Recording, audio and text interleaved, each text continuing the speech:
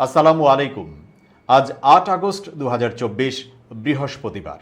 শুরু করছি change TV প্রতিদিনের গল্প অনুষ্ঠান।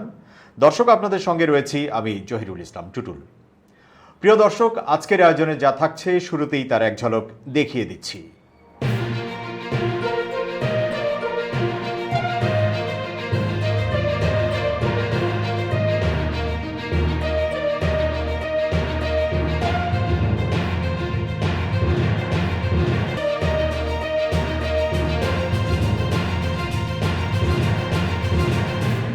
এবার বিস্তারিত। জানা গেছে, ভারতীয় গোয়েন্দা সংস্থা আগে থেকেই জেনেছিল যে ক্ষমতা ছাড়তেই হবে শেখ হাসিনাকে। সেখানে তাদের বাংলাদেশ দপ্তর থেকে ভারতকেও জানানো হয়েছিল। ভারতও বিষয়টি নিয়ে সতর্ক ছিল, কিন্তু এত দ্রুত পতন হবে তা তারাও ভাবেনি। সেনা কর্তাদের সূত্রে জানা গেছে, শেখ হাসিনা যাতে নিরাপদে বিমানবন্দরে পৌঁছাতে পারেন সেই ব্যবস্থা করে রাখা হয়েছিল। তার বহরে হামলা হতে পারে এমন উদ্বেগ ছিল, তাই পুরো যাত্রাপথটি ফাঁকা করে রাখা হয়েছিল। তার প্রস্থানের স্থান বা ডিপার্চার পয়েন্ট সুরক্ষিত করা হয়েছিল, কিন্তু শেষ পর্যন্ত তাকে সড়ক পথে নিয়ে যাওয়া নিরাপদ ছিল না। তাই সড়ক পথের পরিবর্তে একটি হেলিকপ্টার ব্যবহার করা হয়েছিল। ছেলে সজীব ওয়াজেদ জয় বলেন, চলে যাওয়ার মুহূর্ত পর্যন্ত শেখ হাসিনা হেলিকপ্টারে উঠতে অনিচ্ছুক ছিলেন। সজীব ওয়াজেদ বলেন, তিনি চেয়েছিলেন আমার খালা চলে যাক, আমার মা হেলিকপ্টারে উঠতে চাননি। আমি ফোন করেছিলাম, আমি আমার মাকে রাজি করাচ্ছিলাম, আমার খালাকে বলেছিলাম তাকে চলে যেতে হবে। সজীব ওয়াজেদ বলেন, শেষ পর্যন্ত তারা তা করেন। তারা গণভবন থেকে বাংলাদেশ বিমান বাহিনীর একটি অপেক্ষমান C-130 হারকিউলিসে ওঠেন। সজীব ওয়াজেদ বলেন, তার ধারণা তারা ভারতের পূর্বাঞ্চলীয় রাজ্য ত্রিপুরার রাজধানী আগরতলায় গিয়েছিলেন। সেখান থেকে তাদের দিল্লিতে নিয়ে যাওয়া হয়েছিল। কর্মকর্তারা জানিয়েছেন, ভারতের সঙ্গে আগেই যোগাযোগ করা হয়েছিল, আর এই পথ দিয়ে তারা তাকে ট্রানজিট দিতে সম্মত হয়েছিল।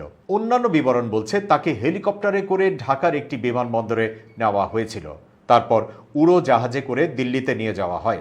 কর্মকর্তারা জানিয়েছেন, তারা যে পথেই যাক না কেন, ভারতের স্থানীয় সময় বেলা প্রায় 1:30 হাসিনা, তার বোন রেহানা ও আওয়ামী লীগের জ্যেষ্ঠ সংসদ সদস্য সালমান এফ রহমানকে হেলিকপ্টার থেকে উড়োজাহাজে স্থানান্তর করা হয়েছিল, যেটি তাদের দিল্লিতে নিয়ে গিয়েছিল। সামাজিক যোগাযোগ মাধ্যমে প্রকাশিত একটি ভিডিওতে দেখা গেছে, 4 বা 5টি সুটকেস অপেক্ষমান উড়োজাহাজ বা হেলিকপ্টারে ওঠানোর জন্য রাখা হয়েছিল।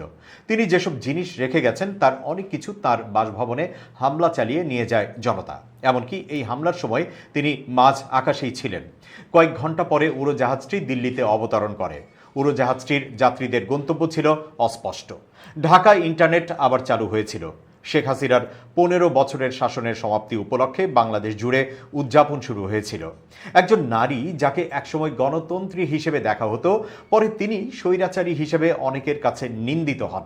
ইন্টারনেট বন্ধ রেখে তাকে শেষ পর্যন্ত একজন পলাতক ব্যক্তির মতো পালিয়ে যেতে হলো। দেশ ছেড়ে পালানোর সময় শেখ হাসিনা বাড়তি কাপড়চোপড় নিয়ে যেতে পারেননি, ফেলে যেতে হয়েছে দৈনন্দিন ব্যবহার্য জিনিসপত্রও। বুধবার গত 7 আগস্ট এক প্রতিবেদনে এমন দাবি করেছে ভারতীয় সংবাদ মাধ্যম ইন্ডিয়া টুডে। সূত্রের বরাতে সংবাদ মাধ্যমটি বলেছে, দেশ ছাড়ার জন্য শেখ হাসিনাকে মাত্র 45 মিনিট সময় দিয়েছিল নিরাপত্তা বাহিনী। পরে একটি সামরিক প্লেনে চড়ে উড়াল দেন তিনি। এ সময় তার সঙ্গে ছিলেন ছোট বোন শেখ রেহানা এবং ঘনিষ্ঠ সহযোগীরা। তাদের বহনকারী প্লেনটি দিল্লির কাছে হিন্দন বিমান ঘাঁটিতে অবতরণ করে। সরকারি সূত্র ইন্ডিয়া টুডেকে জানিয়েছে, শেখ হাসিনার সঙ্গে যে দলটি ভারতে পৌঁছেছিল তারা অত্যন্ত বেদনার মধ্যে ছিল, কারণ তাদের তাড়াহুড়ো করে বাংলাদেশ ত্যাগ করতে হয়েছিল। সে কারণে অতিরিক্ত কাপড় চোপড় ও নিত্য ব্যবহার্য জিনিসপত্র সঙ্গে নিতে পারেননি তারা। ঘটনার আকস্মিকতার ধাক্কা চাপ থেকে বের হতে তাদের সাহায্য করেছেন ভারতের সংশ্লিষ্ট নিরাপত্তা ও প্রোটোকল কর্মকর্তারা। অতিথিদের পোশাক সহ বিভিন্ন জিনিসপত্র কিনতেও সাহায্য করেছেন তারা। দেশ ত্যাগের প্রায় 3 দিন পার হলেও এখনও হিন্দন বিমান ঘাঁটির কাছে একটি সেফ হাউসে অবস্থান করছেন শেখ হাসিনা। সূত্র জানিয়েছে, তৃতীয় কোনো দেশে আশ্রয় আবেদন গৃহীত না হওয়া পর্যন্ত ভারতে থাকতে পারেন তিনি। যুক্তরাষ্ট্র জানিয়েছে বাংলাদেশে আজ যে অন্তর্বর্তীকালীন সরকার গঠন করা হবে তাকে দেশটির গণতান্ত্রিক নীতি, আইনের শাসন ও জনগণের ইচ্ছার প্রতি শ্রদ্ধাশীল হতে হবে।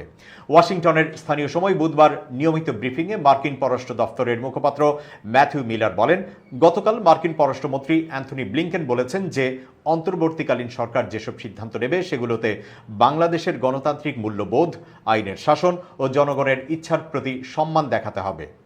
অন্তর্বর্তীকালীন সরকার বাংলাদেশে দীর্ঘমেয়াদী শান্তি ও রাজনৈতিক স্থিতিশীলতা প্রতিষ্ঠায় গুরুত্বপূর্ণ ভূমিকা পালন করবে বলে মন্তব্য করেন মিলার। তিনি আরও বলেন, তারা বাংলাদেশের অবস্থা পর্যবেক্ষণ অব্যাহত রেখেছেন এবং অধ্যাপক ডক্টর মোহাম্মদ ইউনূসকে একটি অন্তর্বর্তীকালীন সরকারের নেতা হিসেবে নিয়োগের বিষয়টি প্রত্যক্ষ করেছেন। শেখ হাসিনার ছেলে সজীব ওয়াজেদ জয়ের সর্বশেষ ভিডিও বার্তার বিষয়ে এক প্রশ্নের জবাবে মিলার বলেন, নিজ দেশের কোনো নাগরিকের বক্তব্য নিয়ে তার কোনো মন্তব্য নেই। ম্যাথিউ মিলার আরও বলেন, তারা এরই মধ্যে বাংলাদেশের কর্তৃপক্ষের সাথে কথা বলেছে এবং যুক্তরাষ্ট্র সামনে কী পদক্ষেপ দেখতে চায় তা জানিয়েছে। তিনি বলেন, যেহেতু অন্তর্বর্তীকালীন সরকার সিদ্ধান্ত নেবে, তারা যেন গণতান্ত্রিক নীতির প্রতি শ্রদ্ধা দেখিয়ে কাজ করে সেটি দেখতে চায় যুক্তরাষ্ট্র। সাবেক প্রধানমন্ত্রী শেখ হাসিনার ছেলে সজীব ওয়াজেদ জয় বলেছেন, সর্ববৃহৎ ও প্রাচীন গণতান্ত্রিক রাজনৈতিক দল বাংলাদেশ আওয়ামী লীগকে বাদ দিয়ে বাংলাদেশে গণতন্ত্র ও নির্বাচন সম্ভব নয়। বুধবার রাতে এক ভিডিও বার্তায় তিনি বলেন, বর্তমানে যারা ক্ষমতায় আছে তাদের উদ্দেশ্যে এসব কথা বলবো। আমরাও একটি জঙ্গিবাদ মুক্ত গণতান্ত্রিক সুশৃঙ্খল ও নিরাপদ দেশ চাই। সে বিষয়ে আমরা সবার সাথে আলোচনা করতে প্রস্তুত, তবে যদি তারা জঙ্গিবাদ ও সহিংসতা নির্মূল করে। শেখ হাসিনা মারা যাননি, আমরাও কোথাও যাইনি। বাংলাদেশে আওয়ামী লীগকে বাদ দিয়ে গণতন্ত্র ও নির্বাচন সম্ভব নয়। দলের নেতাকর্মীদের সাহসের সাথে দাঁড়ানোর আহ্বান জানিয়ে তিনি বলেন, আমরা এখানে আপনাদের সাথে আছি। প্রধান বিচারপতি সহ সুপ্রিম কোর্টের আপিল ও হাইকোর্ট বিভাগের বিতর্কিত দলবাজ বিচারপতিদের দ্রুত পদত্যাগের দাবি জানিয়েছেন সুপ্রিম কোর্ট আইনজীবী সমিতির সভাপতি ব্যারিস্টার এ মাহবুব উদ্দিন খোকন। একই সঙ্গে রোববারের মধ্যে সুপ্রিম কোর্ট খুলে দিতে রাষ্ট্রপতির প্রতি আহ্বান জানান তিনি। বৃহস্পতিবার সুপ্রিম কোর্ট বার সভাপতির কক্ষে আয়োজিত এক সংবাদ সম্মেলনে তিনি এই দাবি জানান।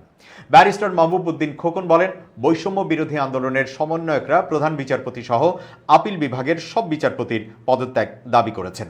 আমরা এই দাবির সঙ্গে একমত। আজকের মধ্যে তাদের পদত্যাগ করতে হবে। তিনি বলেন, যেসব বিচারপতি সততা ও সাহসিকতার সঙ্গে বিচার কাজ পরিচালনা করেছেন তাদের ভয় নেই। এক প্রশ্নের জবাবে এই আইনজীবী বলেন, আমরা একজন সৎ, সাহসী ও যোগ্য মানুষকে অ্যাটর্নি জেনারেল হিসেবে দেখতে চাই, যিনি সরকারের অ্যাটর্নি জেনারেল হিসেবে নয়, রাষ্ট্রের অ্যাটর্নি জেনারেল হিসেবে দায়িত্ব পালন করবেন। এ সময় সুপ্রিম কোর্ট বারের কার্যনির্বাহী সদস্য মোহাম্মদ শফিকুল ইসলাম ও ফাতিমা আক্তার উপস্থিত ছিলেন। তরুণদের দেশের নেতৃত্ব নেওয়ার আহ্বান জানিয়েছেন শান্তিতে নোবেলজয়ী অর্থনীতিবিদ প্রফেসর ডক্টর মোহাম্মদ ইউনূস। বৃহস্পতিবার দেশে ফেরার পর বিমানবন্দরে এক ব্রিফিংয়ে একথা বলেন তিনি। ডক্টর মোহাম্মদ ইউনূস বলেন, দেশ তোমাদের হাতে, তোমাদের হাতে এদেশের ভবিষ্যৎ নির্মিত হবে। বিপ্লবের মাধ্যমে বাংলাদেশে আজকে নতুন বিজয় সৃষ্টি হলো। কান্না জড়িত কণ্ঠে তিনি বলেন, তরুণ সমাজ এটা সম্ভব করেছে, তাদের প্রতি আমরা সমস্ত কৃতজ্ঞতা জানাই।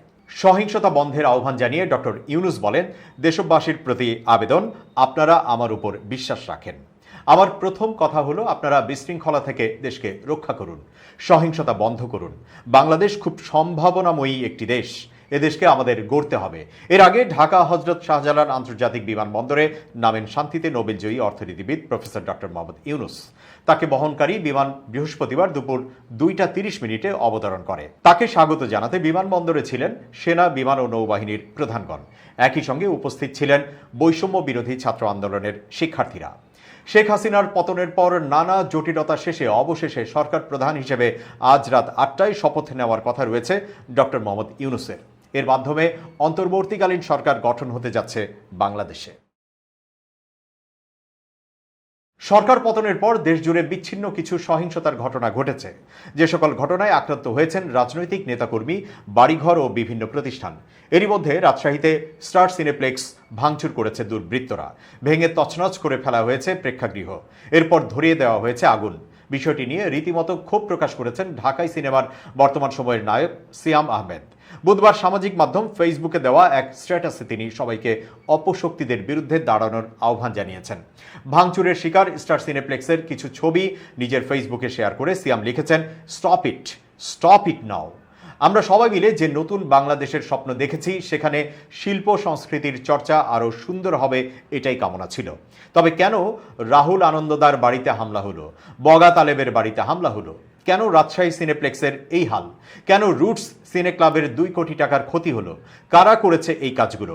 এরপর সিয়াম ভক্তদের ডাক দিয়ে লেখেন, চলুন আমরা সবাই মিলে রুখে দেই এই অপশক্তিদের। ফ্যাসিবাদের বিকল্প হিসেবে ফ্যাসিবাদকে না এনে নতুন এক বাংলাদেশ গড়ি, আমাদের স্বপ্নের বাংলাদেশ।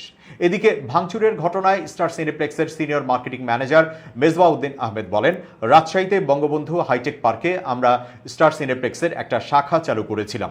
সেটি রাজশাহী শহর থেকে বেশ দূরে বঙ্গবন্ধু হাইটেক পার্কে অবস্থিত। ক্ষমতার পালাবদলের পর হাইটেক পার্কে একদল দুর্বৃত্ত হামলা করে, তাদের মধ্যে থেকেই একদল সিনেপ্লেক্স ভাঙচুর করে, এক পর্যায়ে সেখানে আগুন ধরিয়ে দেয়। মেজবা আহমেদ বলেন, আমাদের স্টার সিনেপ্লেক্সের অধিকাংশ শাখাই মার্কেটের ভেতরে অবস্থিত, তাই সেসব সুরক্ষিত রয়েছে। এটা হাইটেক পার্কের ভেতরে ছিল। হাইটেক পার্কে হামলার ফলে আমাদের সিনেপ্লেক্সে হামলা করা হয়েছে।